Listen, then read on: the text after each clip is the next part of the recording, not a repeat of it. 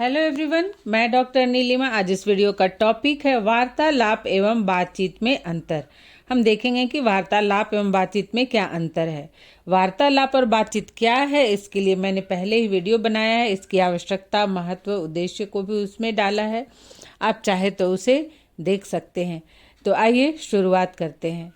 सबसे पहला जो अंतर है, नंबर 1, वार्तालाप दो या दो से अधिक व्यक्तियों का संवादात्मक संचार या विचारों का आदान प्रदान है। और बातचीत नाटक, कहानी या कथा साहित्य में पात्रों द्वारा बोली जाने वाली पंक्तियां हैं। फिर नंबर 2 है, वार्तालाप औपचारिक होता है। उसमें जो औपचारिकताएं होती है एक वार्तालाप की, वो सारे निभाए जाते हैं। और बातचीत अनौपचारिक होता है, ये हम कहीं भी किसी से कर सकते हैं। नंबर 3 है, वार्तालाप के विषय गंभीर होते हैं, अर्थात किसी सामाजिक मुद्दों से संबंधित समसामयिक जो भी घटनाएं, परिस्थितियां, उसके आधार पर या किसी महापुरुष से संबंधित वार्तालाप का आयोजन किया जाता है। मैंने पहले बताया था, आकाशवाणी में और टीवी पर हमने बहुत सारे महत्वपूर्ण वार्तालाप देखे भी हैं, सुने भी हैं। और नाटक जो है, यह सामान्य बातचीत होती है। इसमें हम जो जिस भी व्यक्ति से बात करते हैं उसके विषय में और उसके जीवन या उसके दिनचर्या या उससे संबंधित किसी भी विषय में बात कर सकते हैं। जैसे कि आप कॉलेज गए और आपका दोस्त जो बहुत दिनों से नहीं आ रहा था अचानक आया, तो आप उससे पूछने लगते कि हाँ, तुम क्यों नहीं आ रहे थे, क्या कारण था। तो फिर वो अपने बारे में बताता है, आप भी कुछ उसके विषय में और भी जानना चाहते हैं तो वो पूछते हैं। तो यह एक सामान्य बातचीत है।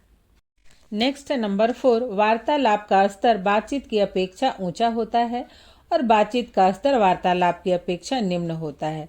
अब चूंकि वार्तालाप गंभीर विषयों से संबंधित होता है तो उस विषय से संबंधित कुछ महत्वपूर्ण टॉपिक्स पर ही बात किए जाते हैं। और बातचीत में तो जब हम किसी से बात करते हैं तो बात करते करते घरेलू जीवन से शुरू करें तो बात कहाँ से कहाँ तक पहुँच जाती है।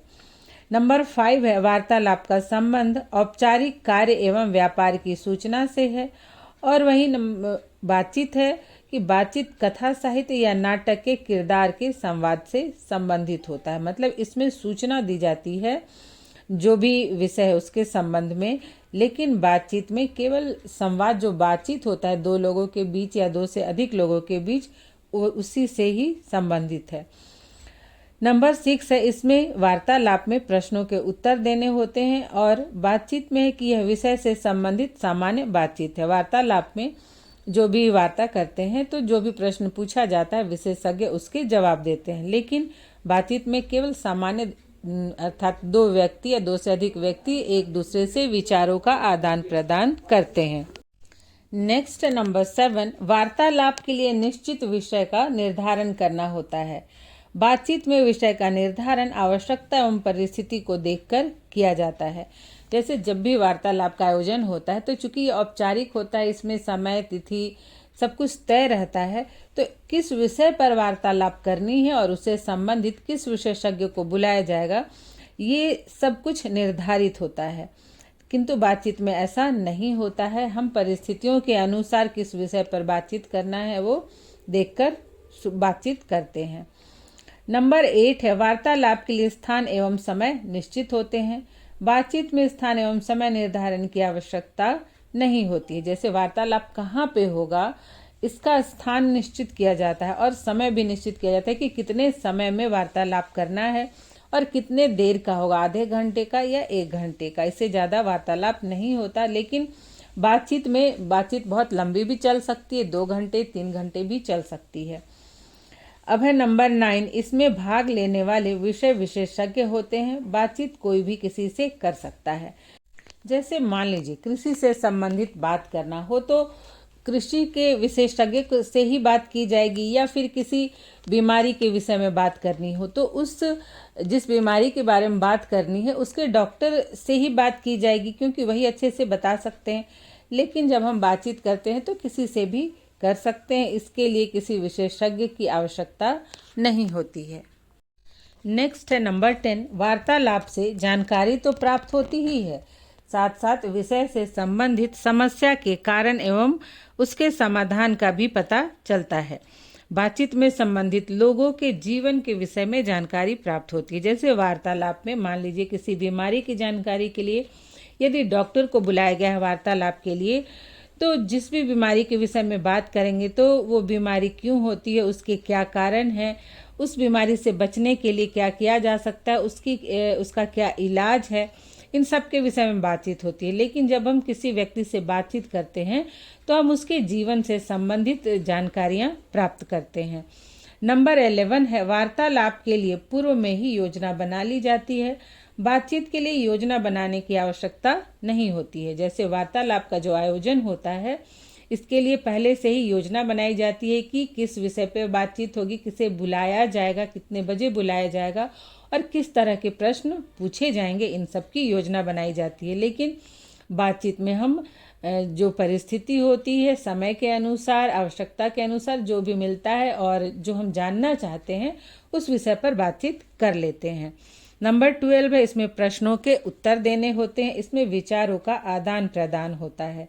जैसे वार्तालाप में जो भी प्रश्न पूछे जाते हैं विषय से संबंधित, विशेषज्ञ उसके उत्तर देते हैं। लेकिन विचारों में हम क्या करते हैं, इसमें भी हम बातचीत में प्रश्न ही पूछते हैं पर वार्तालाप से थोड़ा ये अलग है। इसमें उसके जीवन के विषय में जानने के लिए विचारों का आदान प्रदान होता है। जैसे कि टीचर ही है तो वो बच्चे से पूछता है आपका नाम क्या है, आपके फादर का नाम क्या है, आप कहाँ रहते हैं, इस तरह से। और अगर दोस्त बात करते हैं तो तुम कल क्यों नहीं आए, क्या दिक्कत थी, इस तरह से। या फिर उसका कोई बैग है तो ये बैग बहुत अच्छा लग रहा है, तुमने कहाँ से खरीदा, कितने का है, किसने खरीदा, इस तरह से जानकारी प्राप्त करते हैं। नेक्स्ट है नंबर 13 वार्तालाप क्रमबद्ध एवं व्यवस्थित तरीके से की जाती है। बातचीत में इसका अभाव रहता है। जैसे वार्तालाप में क्रमबद्ध का अर्थ है कि जो भी पूछने होते हैं प्रश्न वो क्रमबद्ध होते हैं और पूरे व्यवस्थित तरीके से वहाँ का वातावरण और सारी व्यवस्था व्यवस्थित होती है। लेकिन बातचीत में ऐसा नहीं होता है। हम रास्ता चलते भी अगर फ्रेंड मिल जाए तो हम उससे बात कर सकते हैं।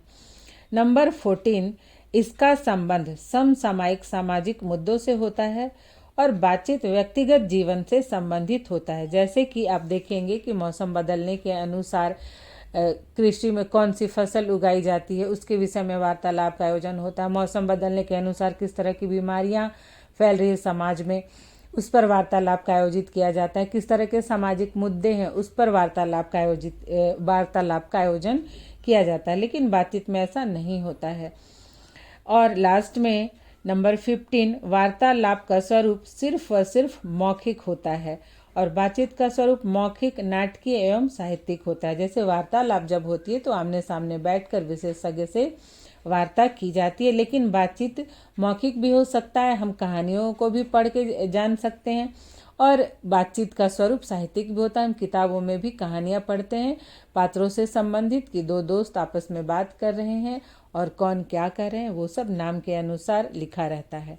इस प्रकार से वार्तालाप और बातचीत जिनका प्रयोग सामान्यतः एक ही अर्थ में किया जाता है इसमें निम्न अंतर पाए जाते हैं। आशा करती हूँ ये वीडियो आपको अच्छे से समझ में आ गया होगा, आपके लिए हेल्पफुल होगा। अगर हेल्पफुल हो तो कमेंट करके ज़रूर बताएं और लाइक और शेयर भी करें जिससे कि दूसरे लोग भी इसका फ़ायदा उठा पाएं। आज यहीं तक, मिलते हैं नेक्स्ट वीडियो में।